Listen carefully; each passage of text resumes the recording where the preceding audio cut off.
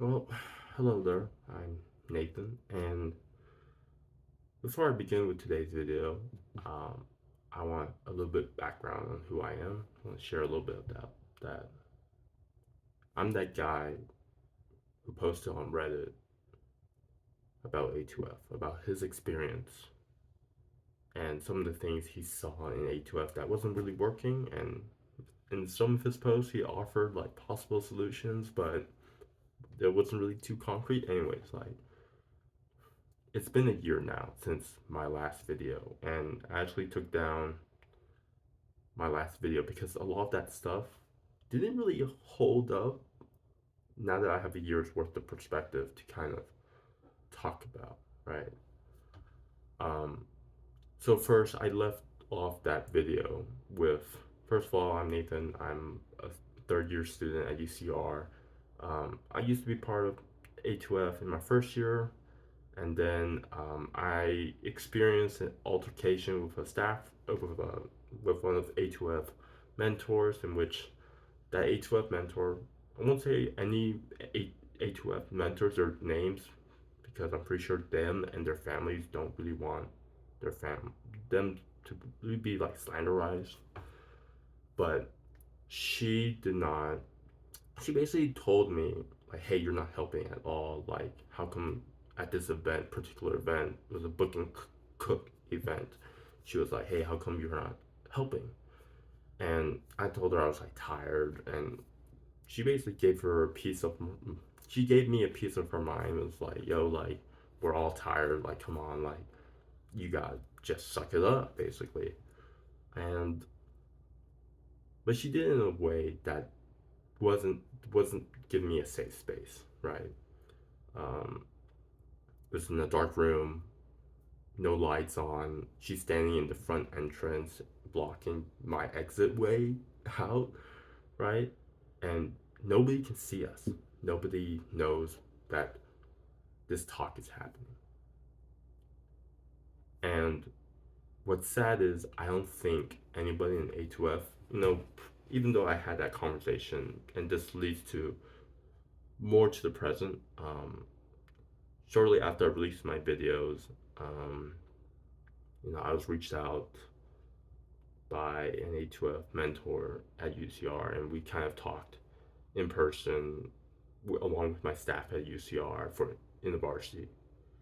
And in that conversation, we talked about some of the things that happened in A2F, some of the things that I experienced, and maybe some of the things that what were wrong.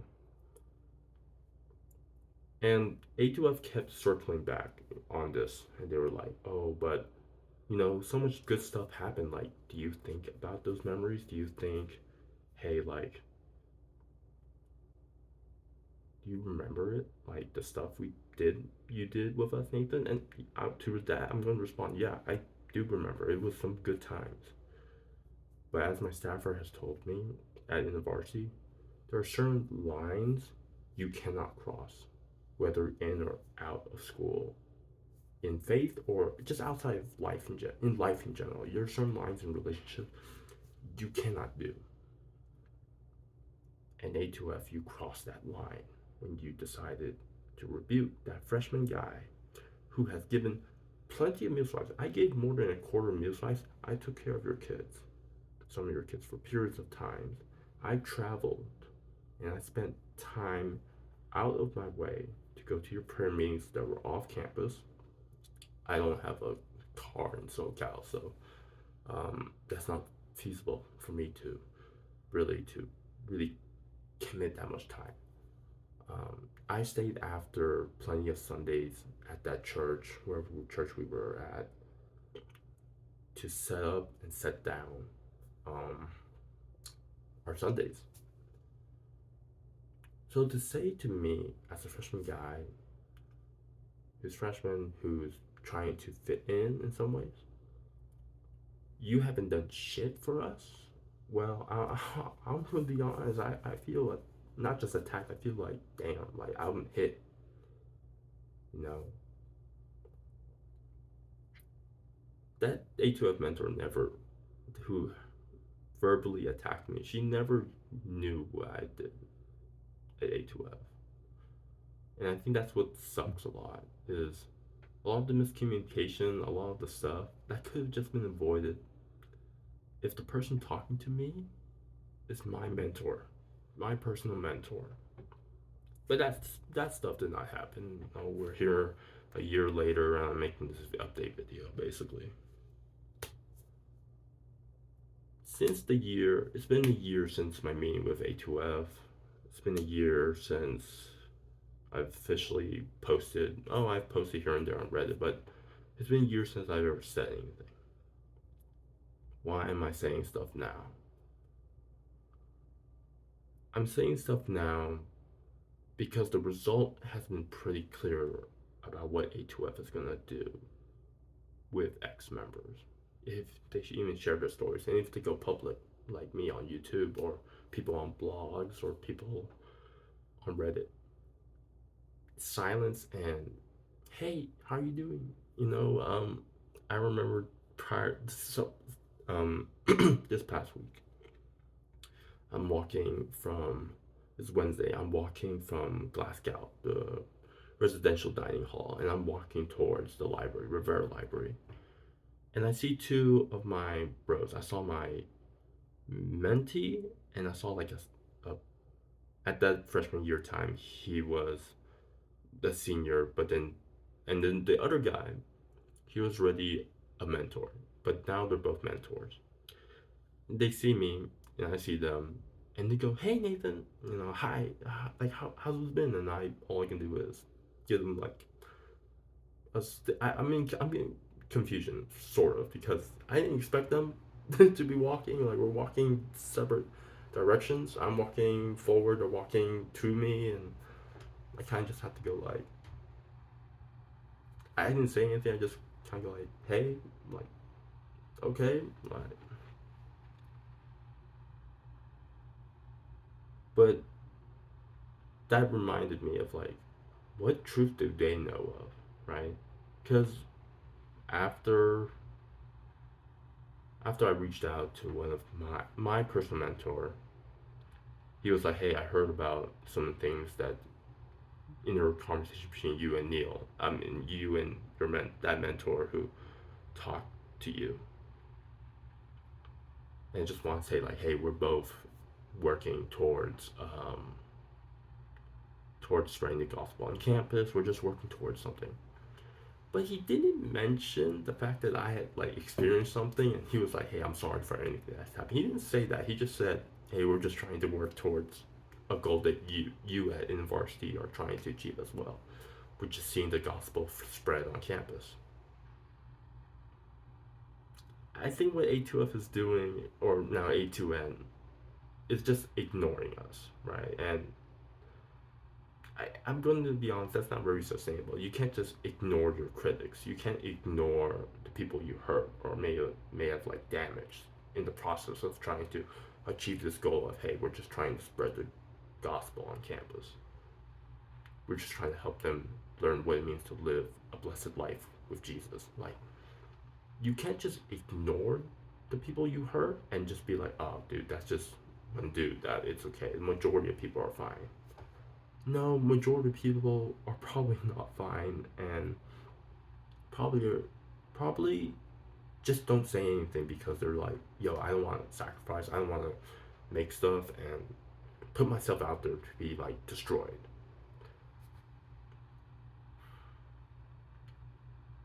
I don't think it's a smart move on part of A2F or A2N to just have silence, and then to be like, years later when they see me, to be like, "Hey Nathan, like, how's it going?" Like, come on, like, are you just gonna ignore everything that happened? Like, are you not gonna address like what happened at all? Like, you could just say, "Hey, I'm sorry," like what happened between us and you, and like none of that. It's just I like to compare it to like the KD Draymond Green drama, where Kevin Durant is basically like talking about like, oh, people just try to sweep it under the rug and move past it fast when he and Draymond Green were fighting. It's kind of like that, where you A2F, you guys are just sweeping all the stuff being said on Reddit, the Christianity Today article, the news articles from UCS, USC, UCLA, the Red Post. Like you're just sweeping all of that underneath the rug, and you're like, okay, we're good. You know, maybe we may have like done some things, but most of the time, I think we're good. I'm sorry, you can't just keep walking away like that because for us ex-members and for me, there was a point in time when we were part of you guys where we consider that space to be like our home away from home, our second family in some ways, and to be that place where, you know, there was joy, there was laughter, there was good times, good things. And for you to kind of disregard us like we didn't even like exist or we didn't even nothing happened. Like I've seen this with like when I'm thinking about it now. I remember getting driven to one of the senior bros' house. And next to senior bros is senior woman's house. The senior women were living with somebody who had been part of A2F but left in their last year and was still living there. They never mentioned her name at all. Now I'm thinking about it. They never mentioned her name. They just said referred to her as oh she was part of us and she left. And I've seen that with a few people. Like I have a friend. His name is Steven. Went to A2F. Didn't really have the best time, and by the best time I mean A2F tried to break up his relationship with his girlfriend who's Muslim. And for some reason, A2F has that policy, I guess maybe not directly, but indirectly spoken about like no dating, right? And yeah, I won't lie, Steven has every right to leave. He had every right to even, maybe even give up faith because, damn it, if my family were to like destroy me like that, try to ruin my life in some way, like by ruining my relationship with somebody I love, I consider the second closest person to me to then and then I mean first it's Jesus, but then that girlfriend, like, dude, come on, like, yeah, I did, you know, if anyone's wondering, like submit a report to UCR. And I have filed a report and it's been looked at. Has anything happened? No, I don't think so. I still see A2F tabling. I still see them hosting events on campus. I mean, that's why those guys, those mentors that I saw on Wednesday, they were walking by me. They're going to set up an event. Yeah. I know this video has been all over the place, but I've been also kind of in a mix of emotions. Every single time I see like an A2F mentor kind of like say hi to me, or I just see them tabling. It's like I remember those times, those good times.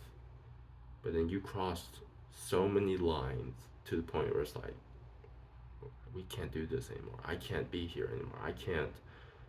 I can't comfortably say and safely say A2F is a safe place for Christians and non-Christians to grow in their faith with Christ. I think in the video I took down, I was like, I'm not willing to throw the towel and call like A2F a cult yet. But it became more and more apparent you are like you disregard the stories, the lies, the tragedies that people face in your fellowships, and you just kind of go like, okay, like this is it. This is just one person. You know, it's okay. Like we can move on. We're still pretty good.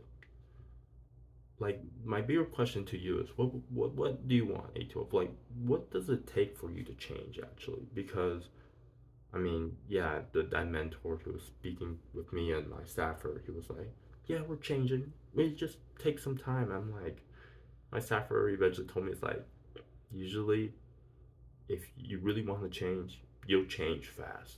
If you are, if there's articles about our fellowship about, oh, like sexual harassment, um, hazing students, rebuking students in an unhealthy way, like we're gonna change fast. So people are getting fired, right? You're not gonna see those people stay the same. And yeah, sure, that mentor who wronged me, like she just transferred away to USC. Like I guess she got away, but at some point, I'm gonna be honest, like you're not gonna get away forever, guys. At some point, somebody bigger than me is gonna destroy you, right? I'm just here on YouTube, kind of sharing not only his thoughts but his experience and what happened afterward.